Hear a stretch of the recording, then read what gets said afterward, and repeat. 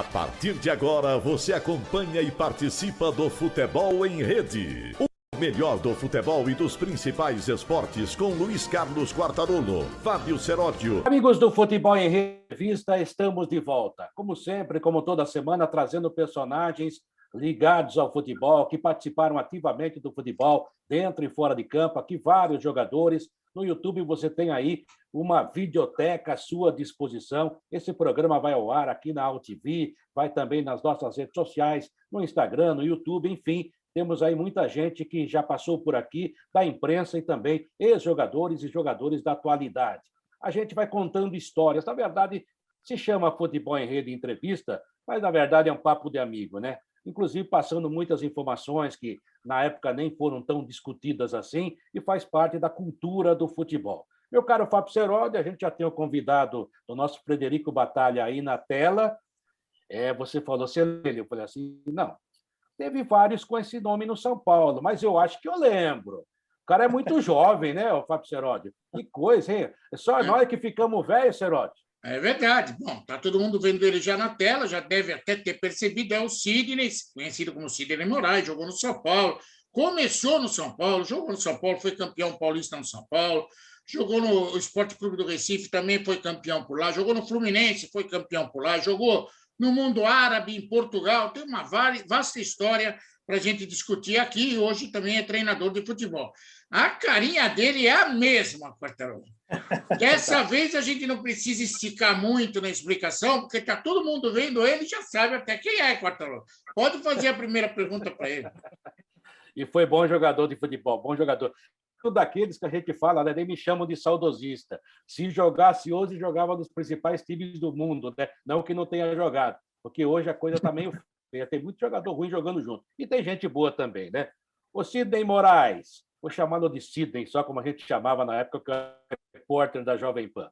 Que prazer em tê-lo aqui, que bom que você aceitou o nosso convite. Estou vendo aí você bem, graças a Deus, esse sorriso bonito, essa cara bonita, um cara jovem ainda, um novo técnico para o futebol brasileiro, da nova safra, isso é muito legal. E antes de qualquer pergunta, eu quero saber como é que você está e também como é que está convivendo. Você não é do grupo de risco, mas a gente já tomou a primeira vacina, a primeira dose. Agora, eu quero saber como é que você está convivendo, a família, enfim, como é que você está. Um abraço e obrigado por aceitar conversar com a gente. Olá, tudo bem com vocês? Muito bom revê-los e para mim é uma satisfação participar de um programa como esse, com pessoas como vocês, né, que a gente sabe da índole e também da carreira de vocês como jornalista, e a gente realmente ficou distante, mas aquela época do São Paulo foi muito legal, porque o jornalismo e o futebol era diferente, então a gente tinha uma proximidade muito legal, vocês iam ao CT e tinha a liberdade de ficar próximo ao atleta, não tinha essa palhaçada hoje que tem, né, na minha modesta opinião, que é um para cá e outro para lá, então perdeu muito, muito em relação a isso. Então, fiquei muito grato também de poder participar com vocês. E falando da pandemia, um momento ruim que nós estamos vivendo, né, o mundo todo com essas perdas aí que estão acontecendo, a gente tem que procurar se cuidar. Eu sei que aonde eu vivo tem uma situação mais tranquila, porque eu moro em Tuiutaba, no Triângulo Mineiro, uma cidade de 130 mil habitantes, é diferente de vocês de São Paulo, porque são muitas pessoas, com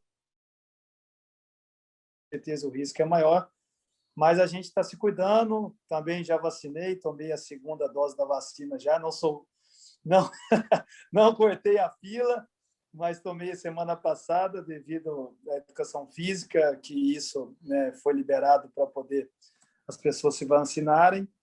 Então, não tomei a Coronavac, foi a AstraZeneca. E agora me cuidando um pouquinho, preocupado um pouco, né, porque essa pandemia de um tempo para cá vem mostrando que até mesmo a idade não está resultando muito, está acontecendo muitas fatalidades com pessoas mais jovens também. Eu acho que nós todos temos que nos cuidar, fazer a proteção o máximo possível, mas tentar também tocar a vida, porque a vida continua e a economia não para, né? E a boca não para de ter que ter comida. Então, nós precisamos correr atrás, porque as coisas são difíceis, um momento muito difícil, mas esperançoso que dê tudo certo, que venha essa vacina o mais rápido possível para que a gente possa ter uma vida normal e poder principalmente na nossa profissão, na de vocês, na minha, né? Poder estar num estádio de futebol tranquilo, ver a torcida, aquela coisa que todos nós esperamos que isso aconteça. Sidney, a gente tem saudade, mas do estádio de futebol não tenho muito, não, viu, Sidney? Vou te contar. A gente costuma contar histórias aqui. Porque em 1900 e preto e branco, fulano. Você não precisa falar isso, porque todo mundo vai ter a memória. Começou no dente de leite do São Paulo. Agora, tem coisa que muita gente esquece. Você foi campeão com a seleção brasileira em Toulon, não foi? Foi.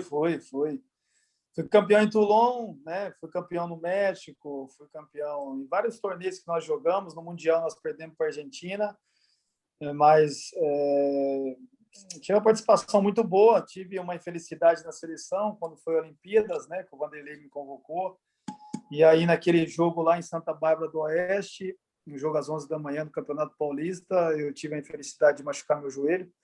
E a apresentação era na segunda-feira para a gente ir para Londrina e para a CBF, né, para o Rio de Janeiro, e depois participar tudo ali.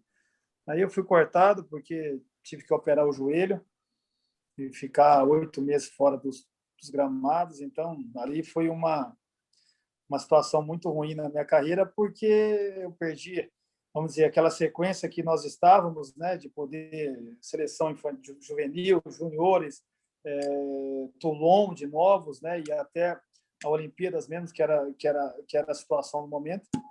E aí acabei sendo cortado e ficando fora por causa da lesão. Então, foi muito ruim nesse aspecto, mas a gente deu a volta por cima e continuou trabalhando. Infelizmente, depois na principal, isso me atrapalhou bastante, porque saí para o esporte também, porque eu quis tomar novos ares, jogar e poder, depois da minha lesão, buscar coisas novas. Mas não posso reclamar, não, porque foi uma carreira que deu para poder ter experiência em vários lugares e passar por clubes grandes, que é o mais importante.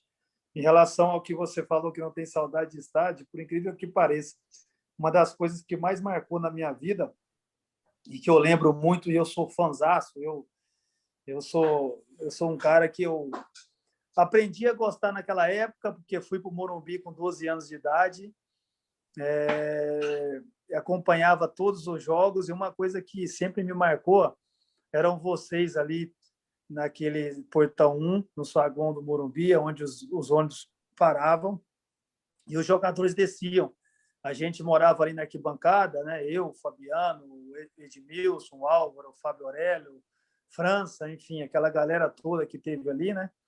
E a gente, quando os jogadores chegavam, a gente ficava ali, e era tão legal porque os repórteres ficavam ali todos e saíam pegando para entrevistar o jogador antes de entrar no estádio. A gente ficava vendo aquilo ali. Então, uma coisa que era muito legal, tanto na chegada quanto na saída. Me lembro do jogo que o Maradona jogou, me lembro de uma cena do Casagrande, né, quando ele esteve no Flamengo e saiu ali do estádio. Acho que hoje pode falar, né? Depois foi acender o cigarrinho e relaxar ali ao lado do ônibus.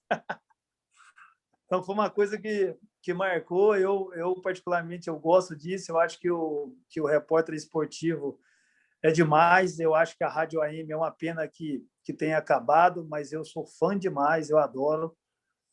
Até pegando o gancho, estou fazendo faculdade de jornalismo agora, estou no 4º período, porque é uma coisa que me encanta. Então, assim, gosto muito, sou fãzaço de ouvir a AM, adoro. De vez em quando me dá uma loucura aqui quando estou para acertar com algum time, igual estava para acertar com Confiança essa semana. Aí, Rádio Araruripe, acho que é isso, e tal, AM 680, e começando a ouvir, tipo Globo Esporte, né, que tinha, Globo Esportivo, né, que tinha das 6 às 7 na Rádio Globo na época. Então, foi coisa que marcou e eu adoro. Até a convocação na seleção brasileira de novo, de juvenil, eu lembro como se fosse hoje, entrava o cara da CBF, Marco Antônio, não lembro o nome do repórter, e falou a convocação. Eu saí correndo aí no Morumbi, que fui o meu nome na rádio, sendo convocado pela primeira vez. Então, são coisas que realmente marcaram. Eu sei que você deve estar cansado pela experiência por tantos anos no estádio, mas, para mim, vocês têm um valor, eu acho a importância de vocês fundamental para o futebol brasileiro. Mas a gente só estava lá por causa de vocês. Obrigado. Não, eu fiquei emocionado, porque eu trabalhei em campo, 2, né? Passei pela Record, pela Jovem Pan, foram 27 anos. Foi eu e Vanderlei, Fábio Ceres, terceiros tempos que a gente fazia, Jorge Botes. Aí, então, rapaz, e você falando isso, é porque hoje a gente dá palestra, às vezes, para alguns garotos aí da nova geração, e eles não têm culpa. Quando você fala isso que você falou, o cara acha que a gente está mentindo, porque era uma relação muito próxima. E não que a gente acertasse tudo, que eu era um repórter chato que fazia perguntas diretas, mas a gente tinha um respeito, cara, que a polêmica acabava ali mesmo. E eu até brinco, né? Acho que a gente não atrapalhava tanto porque o futebol brasileiro era melhor, na minha concepção, e ganhava mais, né? Futebol brasileiro. E a gente entrevistava na saída, na chegada ao Morumbi, do lado do ônibus, do saguão, né? Você viu isso? Entrevistava antes do jogo no campo, né? Aquele emaranhado antes, não tinha microfone sem fio, aquele macarrão que fazia um monte de... Era até exagerado, até a gente admite. Aí, na saída do primeiro tempo e, às vezes, também na volta para o segundo tempo. E no final do jogo. E ia para o vestiário e entrevistava dentro do vestiário, nem tomando banho, você deve ter passado por isso. Ô, Sidney, sai daí, o cara põe a cabeça fora do chuveiro, põe a carrapeta, aí o cara ouvia o gol, aquelas jogadas maravilhosas. E era uma interação total, ou seja, era um espetáculo em que todos participavam. E jogadores como você, que jogavam em time grande, jogadores de time pequeno, jogadores selecionáveis, sabe, os nomes, os grandes nomes, todos juntos, e a gente nos tratava mais como família. E tinha de vez em quando tinha um arranca-raba, aquela coisa toda, né? Pô, não sei o que lá, mas resolvia tudo na hora. O dia seguinte a gente ia para o treino. Quer dizer, obrigado, viu, Sidney? Porque disso eu tenho saudade, disso eu tenho muita saudade. E lamento que essa juventude não passe por isso, e agora é muito difícil por causa da pandemia também. Eu vejo aí grandes profissionais que teriam feito com a mesma qualidade que a gente fez, com certeza, mas eles não têm a chance que nós tivemos. Poxa, a gente teve essa convivência e isso realmente bate no peito. Você falando, eu comecei a imaginar as situações, as entrevistas que eu fiz com você, com várias pessoas ali na beira do campo, dentro do campo. Hoje, eu não vou dizer que é melhor ou pior, mas a gente era diferente, né? Não, mas, Quartarolo, mas assim, cara, são momentos distintos, né? Gerações diferentes. Infelizmente, eles pegaram a fase pior, na minha modesta opinião. A melhor foram a nossa, com certeza a gente pode dizer isso, porque você tinha amizade, né? Eu, por exemplo, eu falo com o Eduardo Afonso até hoje, né? O Garrafa na época, então o Ramon, que era repórter do jornal, do Gazeta Esportiva. A minha primeira matéria, eu lembro, sair com ele para jogar boliche e falar sobre a minha vida. Então, eu, particularmente, como ex-atleta, e eu peguei porque, assim, marcou muito na minha vida, porque eu via quando eu era garoto, porque eu fui para o Morumbi com 12 anos de idade. Então, a nossa como é que fala? O nosso prazer era quando via vocês falando, ouvia, e a gente ia ali no saguão e via os caras que eram ídolos nossos chegando, passando e ser entrevistado.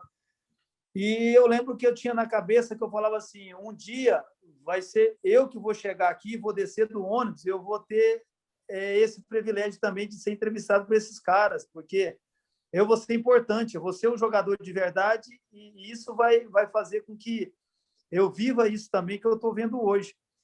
Então, era muito legal e, ao mesmo tempo, uma adrenalina legal que eu achava muito 10, eu particularmente falando, não sei se os outros atletas gostavam, mas isso aí em São Paulo, não tinha emoção maior quando você entrava no campo, cara, e ali o preparador físico jogava uma bola para você, vai, direita, esquerda, para você treinar o aquecimento, porque você fazia isso. Naquela época a gente não aquecia muito dentro do campo, né? A gente aquecia mais no vestiário.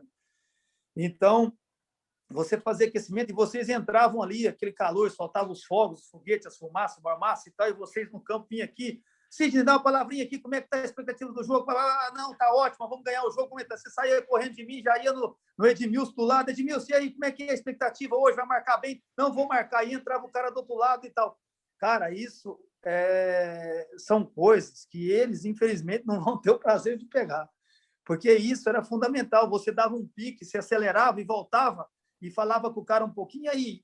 E a coisa espontânea mesmo, que era legal. Era o quê? O grito da torcida, o calor do cara, eu dava um pique e voltava, ficava ofegante, você perguntando, e você, não, tô tudo bem, tá bom, o time tá confiante, nós vamos pegar, hoje vai ser duro, mas nós vamos vir aqui para poder ganhar o jogo. Era na Vila, tal, a torcida xingando, não sei o quê.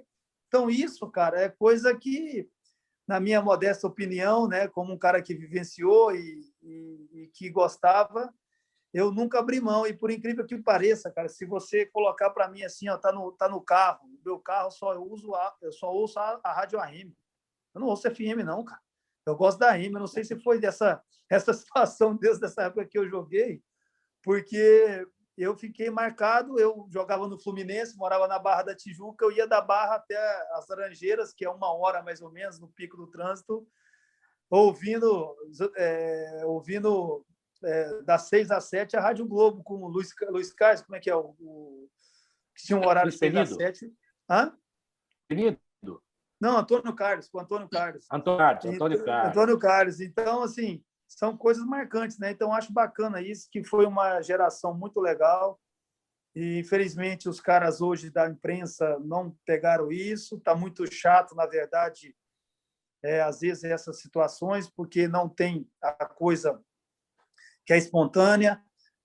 A gente pegou alguns caras que eram fora de série, que era fundamental, que era importante, que botavam um pitaco, que isso eu sinto falta também, como o Renato Gaúcho, que falava do Romário, o Romário falava dele, o Edmundo falava dele, falava do outro do São Paulo, do Palmeiras, enfim, tinha essa coisa que era muito legal, que vocês apimentavam o clássico, apimentavam a situação, mas era, igual você falou, era uma coisa que era sadia. Quando tinha o probleminha ali, a treta um com o outro, resolvia, ficava chateado, e depois já estava se falando e já estava tudo normal, porque era outra época e era muito, muito mais divertido.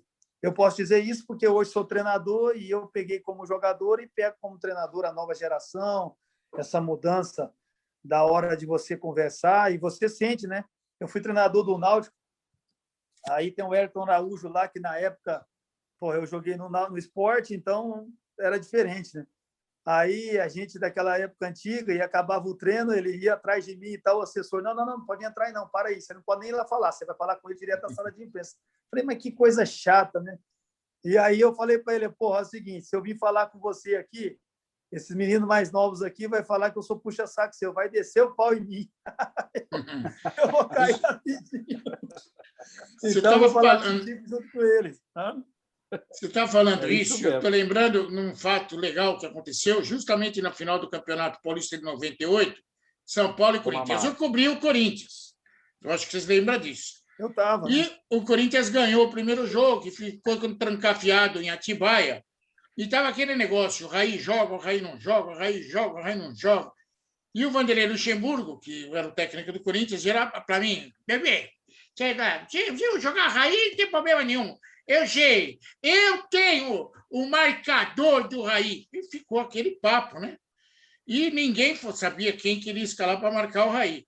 Aí um jogador falou assim para mim, é o Romeu. E o Romeu, coitado, era um cara, eu acho que ele não falava com ninguém, era um cara mais tímido. Tranquilo, fechado. Né? Eu deixei isso acontecer quando chegou na entrada do Morumbi, na final do campeonato, quando o ônibus parou.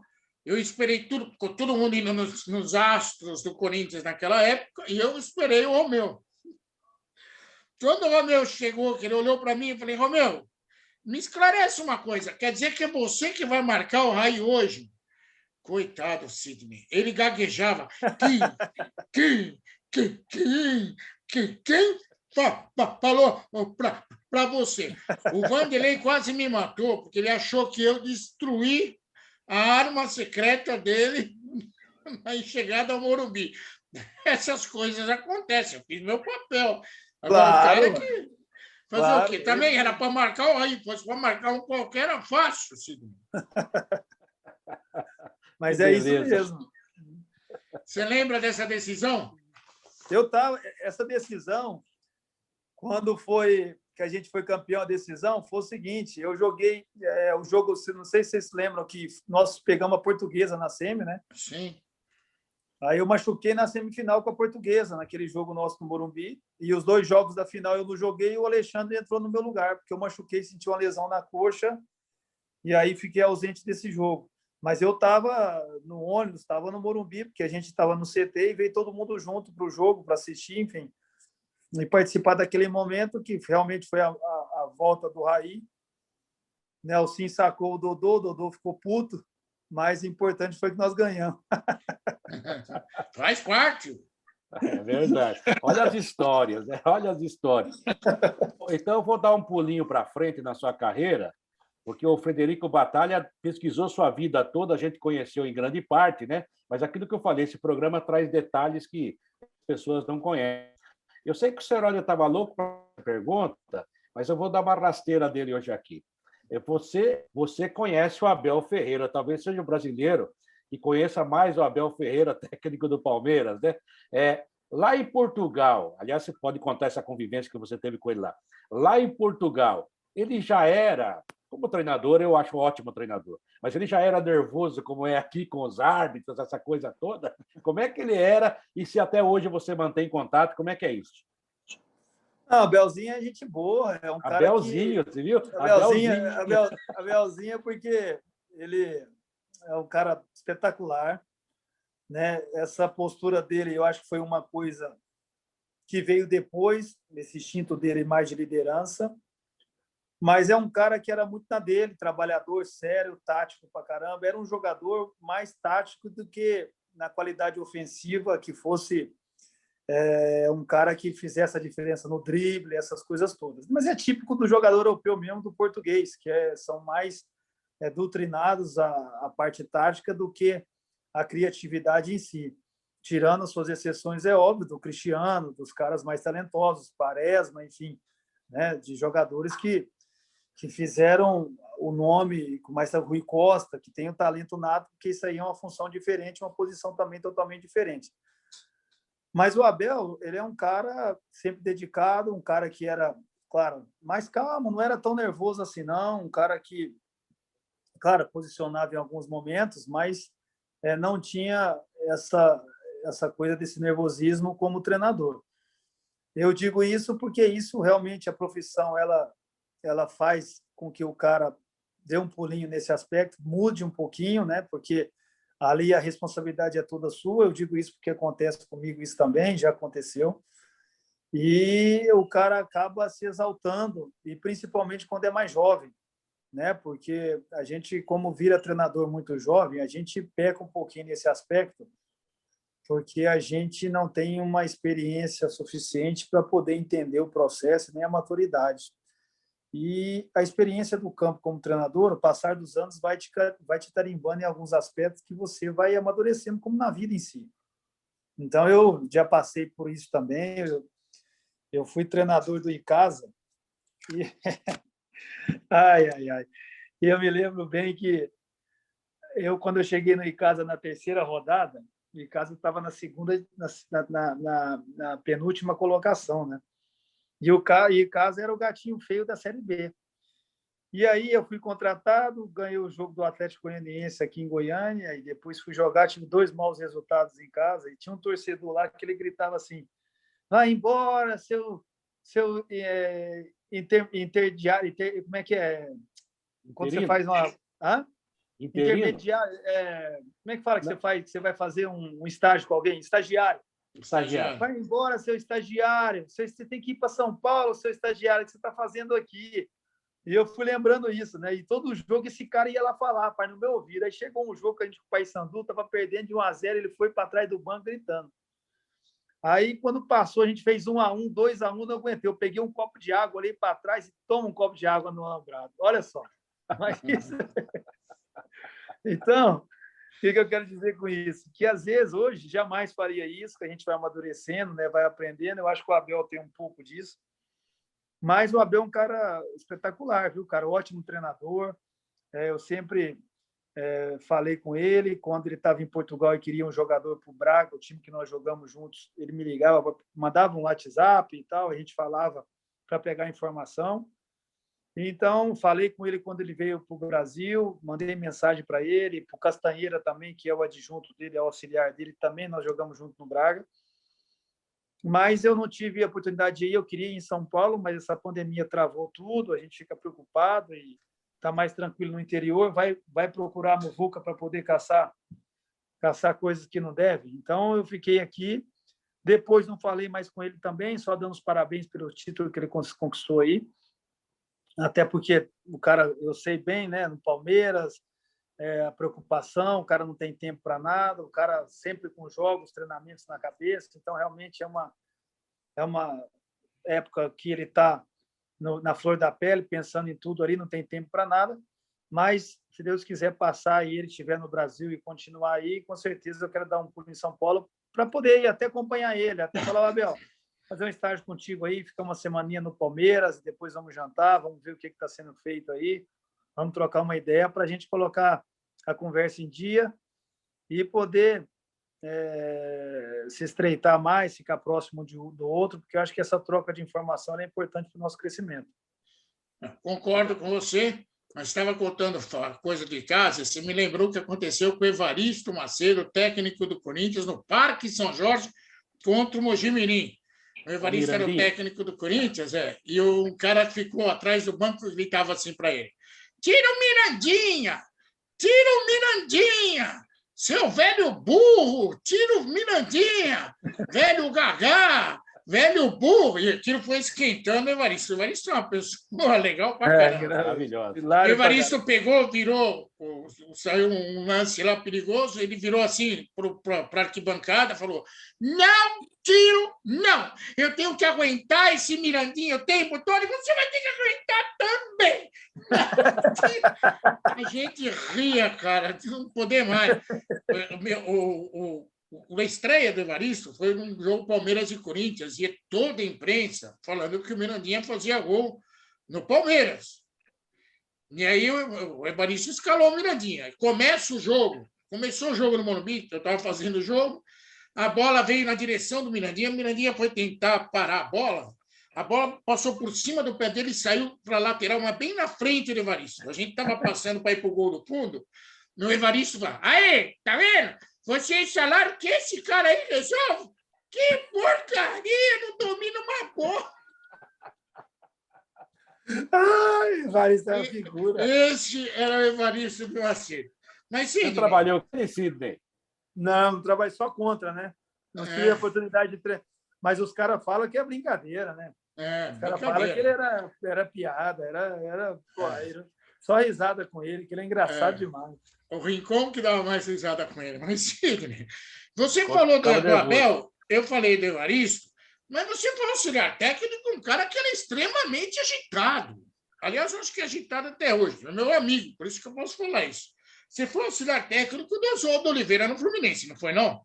Foi. Tive com ele lá pouco tempo, mas tive. Ele me convidou para ir com ele, eu fui auxiliar dele. Aí teve aquele problema com o Ganso, aí ele foi demitido, nós saímos juntos. O Oswaldo, gente boa demais.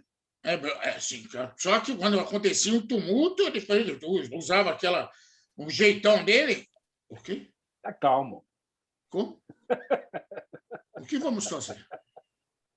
Inacreditável. Ele teve um problema no Atlético também, com o repórter, né, e tal, mas eu digo sempre, a gente tem que, na verdade, as pessoas que cercam, né, tem que tomar um pouco de cuidado com isso, porque a pressão é muito grande, todos já passaram por isso, e eu acho que é ali que a gente tem que tomar cuidado para poder ir acalmando, né? Por isso que eu acho que conhecimento da pessoa, do perfil do treinador, acho que é importante a pessoa estar ao lado para poder amenizar e poder evitar algumas situações que elas podem ser prejudiciais à carreira do treinador. Então, é um conjunto de coisas que acontecem no dia a dia. A gente não tem treinador santo, não tem jornalista santo. Alguns, vocês sabem que leva para o lado negativo mesmo. Alguns são diabólicos. Querem cutucar, mas como tem treinador também que qualquer coisinha também é melindroso e acha ruim, não aceita, às vezes, uma colocação, uma crítica, e eu acho que isso tem que aceitar e tem que entender, porque é o próprio crescimento e o jornalista tem direito de ter a sua opinião própria.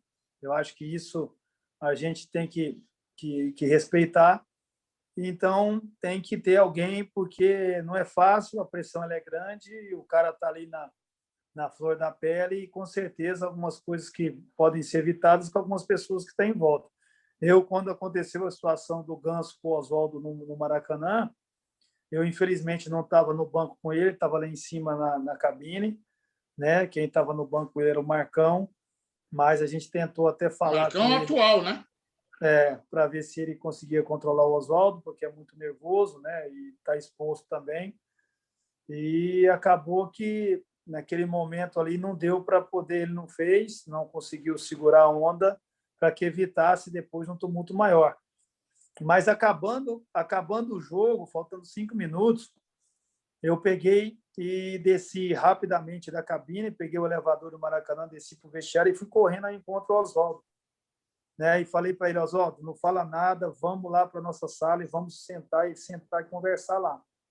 Por quê? Porque quanto menos falar nesse momento, é melhor. Mas ele ficou super sereno, super tranquilo e passou aquele nervosismo que ele estava, mas estava sempre ao lado para evitar qualquer coisa de discussão, briga, enfim, alguma coisa que pudesse prejudicar a situação. Aliás, Só uma coisa, Quartarolo. Coincidências da vida. O Sidney, você lembrou bem, jogou com o Abel Freire.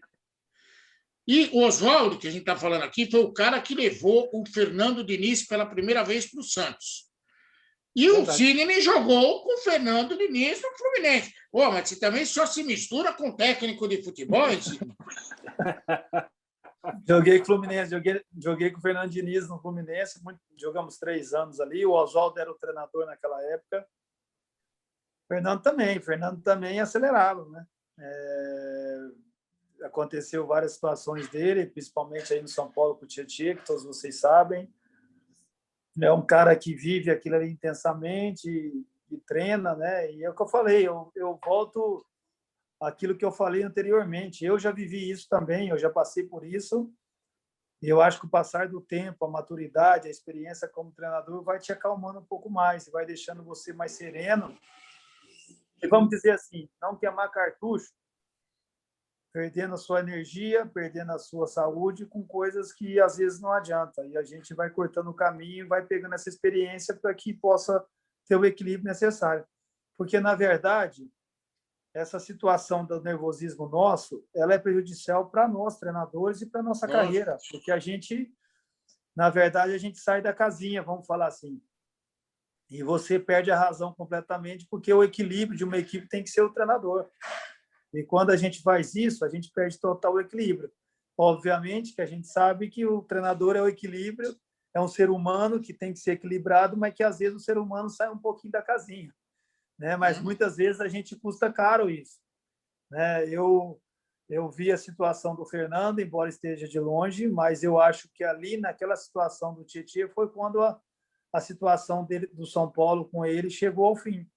Eu acho que ali ele perdeu a moral completamente com os jogadores já perderam o encanto, perderam a confiança e, a partir dali, o negócio desandou totalmente.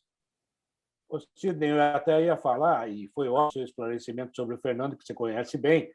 O Fernando, quando jogava, né, ele era um jogador que eu falava que ele confundia ritmo com pressa, que ele corria mais que a bola, né? Mas ele tinha uma pressa de fazer as coisas. É um cara que gosta de fazer as coisas e estudar. E sobre o Oswaldo, eu ia dizer justamente isso. Eu, particularmente, gosto demais do Oswaldo Oliveira. E eu conversei, às vezes, quando a gente conversa, há poucos dias, faz uma entrevista com ele, e ele é um cara, sabe, que conhece futebol profundamente. E eu acho até um técnico subestimado. Todo mundo, o Oswaldo, tem essa mania do Brasil, não dá valor para quem tem. E ele montou bons times, conquistou títulos importantes. E nesse episódio do Ganso, e já que você estava lá, e você foi jogador de futebol, né? Jogador de time grande, o Ganso exagerou, né? E, no fim, a história foi que o Oswaldo tinha razão. E no trabalho diretamente do Rio de Janeiro, já estava até fora da reportagem, já tinha saído da PAN, eu ouvi assim que, não sei se é verdade, até você pode me confirmar isso, que o Oswaldo entendia que o Ganso podia jogar, tipo assim, vamos colocar de uma forma simples, 10 passos atrás, ou 10 metros um pouco atrás, como um Pirlo da vida, ou seja, porque ele, com uma visão de jogo aberta, ele tinha passes magistrais. E se ele jogar muito próximo da área, ele é fácil de ser marcado. Embora ele tenha muita qualidade, mas ele não é um jogador rápido, Ele é um jogador extraordinário no passe, acha buraco, tem até o drible, mas não é um negócio excepcional. E diziam que o Oswaldo queria o posicionar, repular, o que eu acho que para ele seria ótimo. E ele não gostou. O Ganso é meio complicado, às vezes, também, de conviver, pelo que eu conheço. Nunca convivi diretamente com ele. Então, essas situações. Ele pisou na bola com o Oswaldo, desrespeitou o cara. A sequência da vida dele provou que o Oswaldo tinha razão, e essa situação de mudar a posição dele, que podia render mais a outra função, com mais espaço para ver o jogo. Então, assim, vamos lá. Aquilo que aconteceu foi uma situação que realmente foi fora de todo o contexto, porque o Ganso é um menino bom de trabalho, treina, não teve problema nenhum com o Oswaldo. O Oswaldo também você conhece, vocês dois conhecem, é um cara espetacular, um cara de grupo, sim, um cara que agrega, um cara que não arruma problema com ninguém. Eu fui jogador dele e tive a oportunidade de trabalhar com ele. Nós ficamos no Fluminense ali, ele não arrumou problema com ninguém. É um cara super tranquilo, um cara que é inteligentíssimo, um cara que não está para arrumar problema, é um cara que tem um perfil diferente. Por exemplo, eu tenho um perfil diferente dele. O Fernando tem um perfil diferente dele, um perfil mais de cobrança, um perfil mais de pegar no pé e tal. O Oswaldo é um cara mais sereno, mais tranquilo. Então, eu acho que foi a circunstância que fez aquilo tudo acontecer. Vamos lá. O Ganso era um jogo contra o Santos. Um jogo que o treinador do Santos era o Sampaoli. Um treinador que contratou ele no Sevilha, mas que ele jogou pouco no Sevilha. E que ele ficou lá encostado no Sevilha e depois foi emprestado. Então, aquele jogo para o Ganso, eu acho que ele queria mostrar para o Sampaoli que o Sampaoli estava errado. Ele queria ganhar muito aquele jogo também. E, na verdade, o Oswaldo deixava o Ganso com liberdade para jogar. Ele nem falou, volta aqui como volante, fica aqui marcando, eu quero só que você marque, eu quero que você fique longe do gol. Não, o Ganso tinha liberdade, assim como o Nenê, para jogar. E foi uma coisa que o Oswaldo só falou para ele, Ganso, volta um pouquinho e tal, não sei o quê, volta para o meio campo, para voltar a linha, baixar a linha um pouquinho. Fechar. E o Ganso mandou ele para aquele lugar. E aí mandou, vai se não sei o quê, e o Oswaldo já daqui ouviu aquilo e não ficou calado, já surtou na hora e já mandou ele também para aquele lugar e tal. E aí a imprensa viu e ficou a bola de neve. O que o Oswaldo fez? Imediatamente pegou e mandou aquecer um jogador e colocou o jogador no lugar dele. Aí que também teve um problema, porque a saída do Ganso e ali no banco resultou no quê? Na ofensa de um com o outro, porque é normal que isso aconteça. Porque também o treinador o treinador, está mandando o jogador baixar, fazer uma coisa e ser desrespeitado, o cara também não vai ficar quieto. É difícil o cara ter sangue de barata, engolir seco aquilo ali e ficar por isso mesmo. Óbvio que o certo seria, o Oswaldo, seria eu, se for treinador, ficar, igual falei, respirar fundo, tomar a decisão que tem que tomar e não responder e não falar nada. Mas isso não tem idade, O Oswaldo, com quase 70 anos, saiu da casinha, aí vai o Fernando Diniz, que mais novo, vai eu mais novo, vai o Abel. Então, isso é uma coisa que não tem idade. Então, a gente sabe que isso foi o que aconteceu e foi uma pena, porque estava começando o trabalho, mas esse acontecimento foi ruim. O Ganso é um menino querido pelos jogadores, e, enfim, eu acho que ele tinha que jogar mais próximo ao gol, mas ele não gosta de jogar de costa. Eu acho que ele é um jogador que, como você falou, um jogador mais lento, mas é um cara que tem uma visão de jogo legal, que dá um passo ou outro. Mas o futebol mudou, e hoje em dia está muito dinâmico e está buscando jogadores com intensidade, jogadores que façam a parte ofensiva, mas que recomponha com velocidade, e aí fez com que ele não ficasse nessa posição, porque a marcação é mais acirrada e ele não conseguiu se destacar jogando como camisa 10, de costas ao gol, enfim, próximo ao atacante, como ele fez no início da carreira no Santos. Isso é uma pena, porque talento ele tem de sobra e é um menino, embora tenha feito essa situação com o Oswaldo, eu particularmente nunca tive problema em relação a ele, conheço ele, porque trabalhei, e é um cara que que tem bom caráter, uma pessoa que, trabalhando lá, tirando esse episódio, nunca tinha dado problema para ninguém. Agora, Sidney, a gente está falando um monte de história aqui, e eu, vendo a tua carreira, vendo os clubes por onde você passou, tenho algumas curiosidades. Você jogou na Arábia Saudita, jogou nos Emirados. Eu jogou em Portugal também. Eu não sou cara da Receita Federal, não quero nem saber o quanto você ganhou. Eu quero saber o que aconteceu lá que possa ter marcado você. Porque jogar na Arábia Saudita, para o Rivelino, foi traumático. Já para o Zenon, nem tanto. Nos Emirados, confesso que eu não tenho nenhuma história envolvendo Emirados. Mas eu queria que você contasse um pouquinho esse lance fora que pode ter trazido de coisa para você, que hoje é treinador de futebol. Eu acho assim, cara. Eu acho que todo jogador tem que buscar essa experiência. Eu acho que, para mim, eu, na verdade, saí do Fluminense, fui para o Guarani. Aí, no Guarani, eu fiquei no Campeonato Paulista, aí começou o Brasileiro. Aí tive uma pressão danada, tive um probleminha com o Zete, na época que havia jogado comigo no São Paulo e no Sport. O Zete era o treinador. E o Zete, a gente, num momento ruim, o Zete... Me dou bem com o Zete, meu amigo, a gente se fala, tudo tranquilo, mas naquela época acreditou nas pessoas da comissão técnica, achando que eu e o Viola mandava no time, fazia tudo acontecer, que ele fazia uma coisa, passava uma situação, e a gente no túnel trocava e fazia outra, entendeu? Então, isso foi passado a ele, e ele chegou um jogo. O nosso querido amigo Oswaldo Pascoal era o diretor, era o executivo de futebol, o velho Pascoal.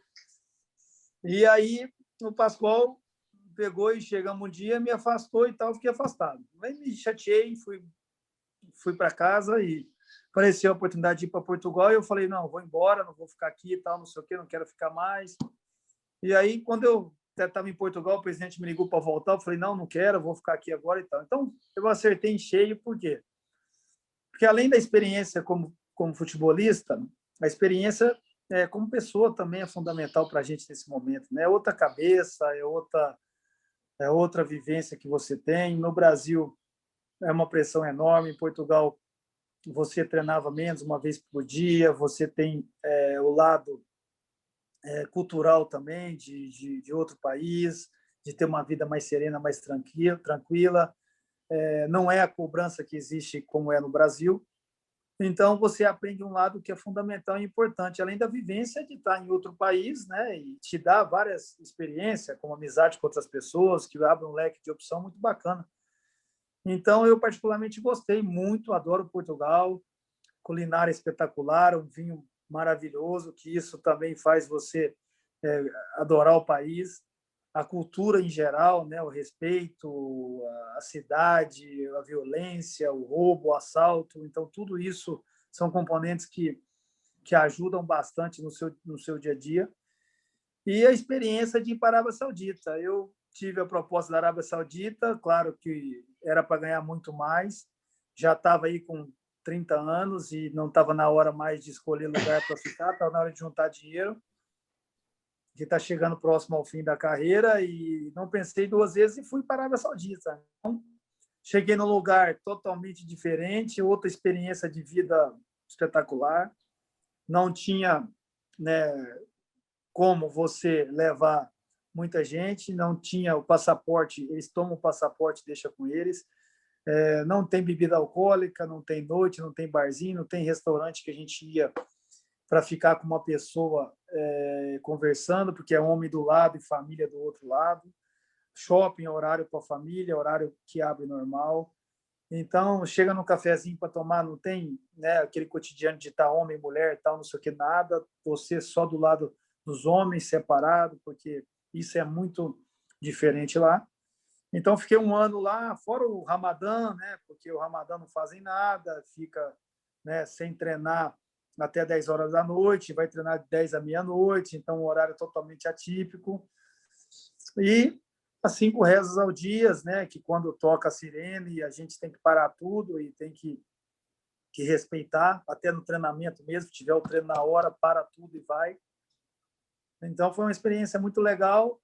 que eu joguei num clube de xiitas e eles são rigorosos pra caramba. E isso eu aprendi lá, né? O negócio do vestiário, que você não fica... No Brasil, né? Você entrava no vestiário, o cara tá pelado, tá andando, tá nem aí, vida que segue. Lá não pode, tem que ser a toalha, os caras tomam, né?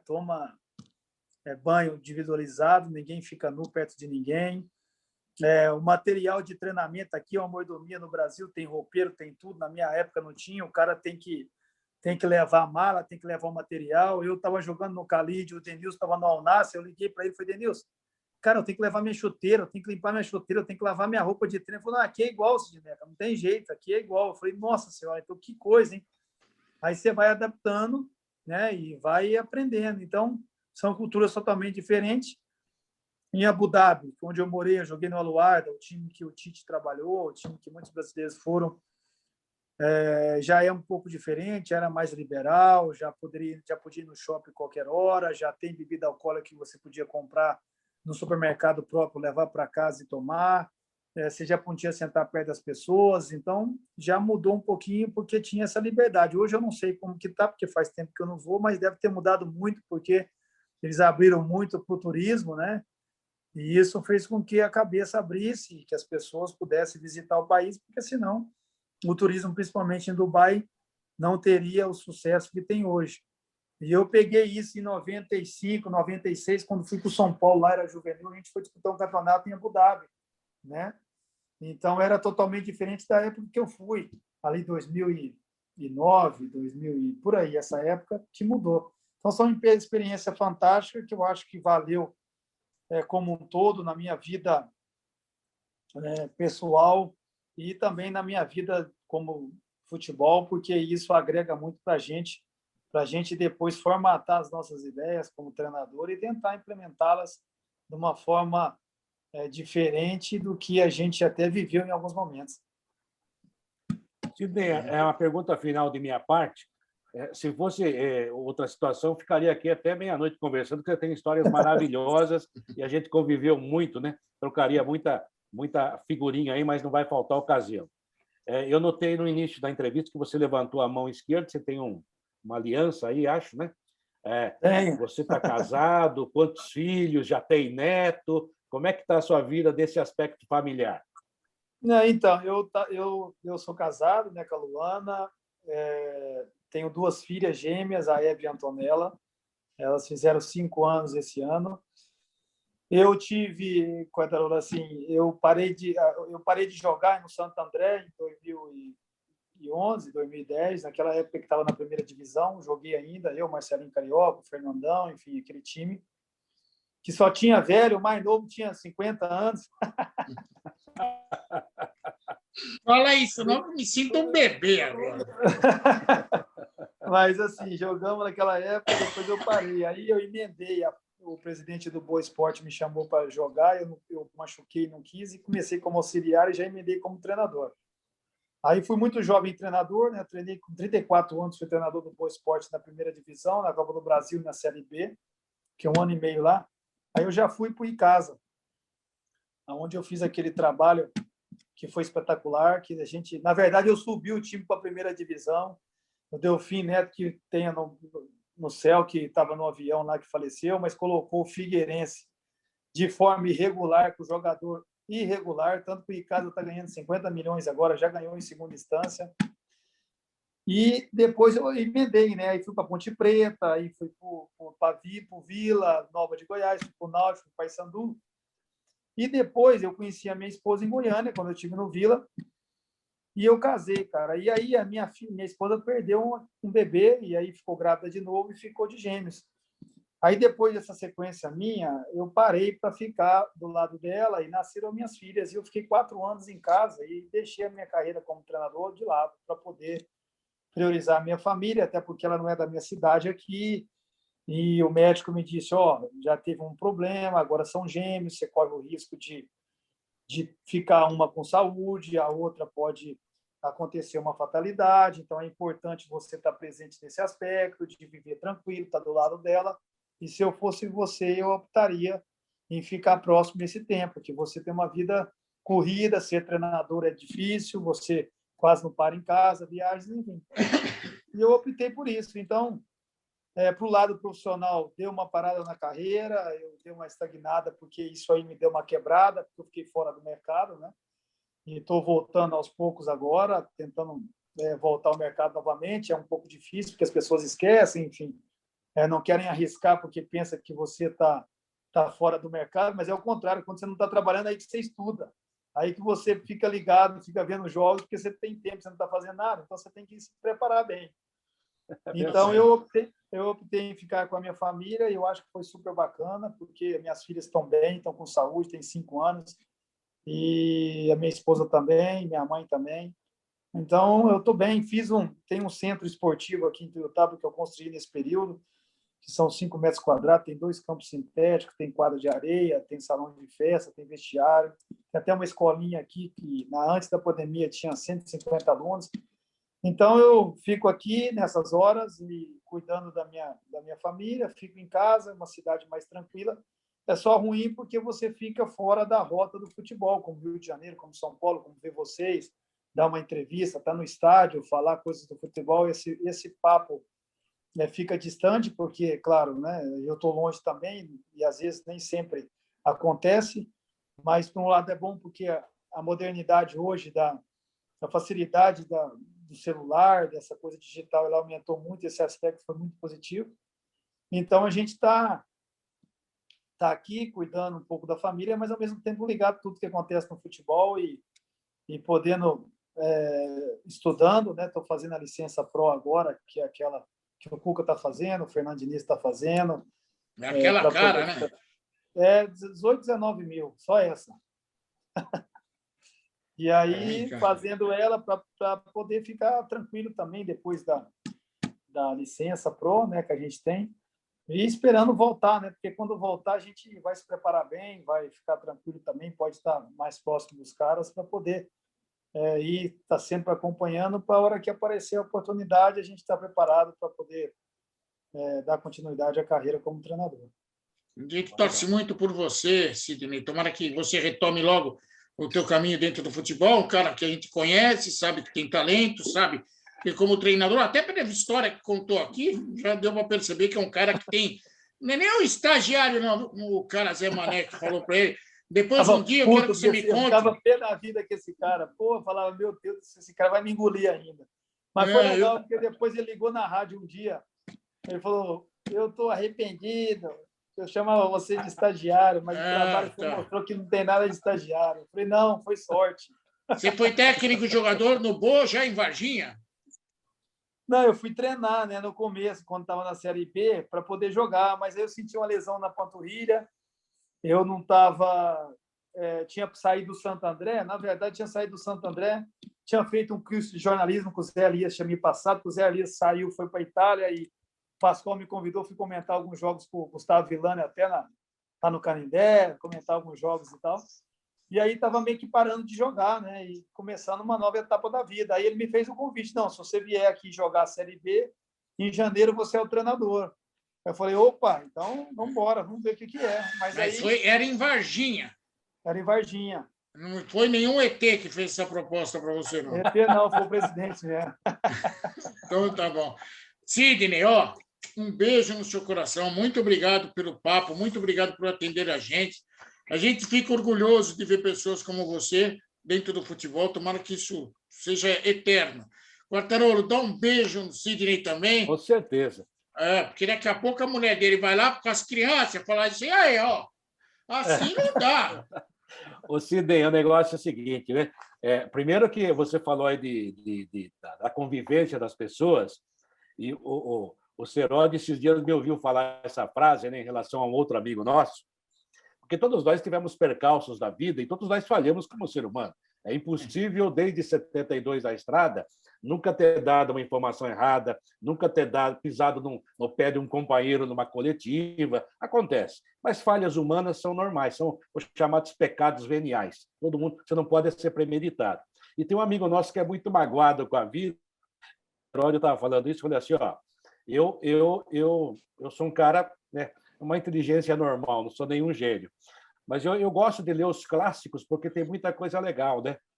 E o William Shakespeare, que para você que era mais inteligente que eu, ele dizia o seguinte: o cara que guarda mágoa é aquele que pensa que toma veneno e o outro morre.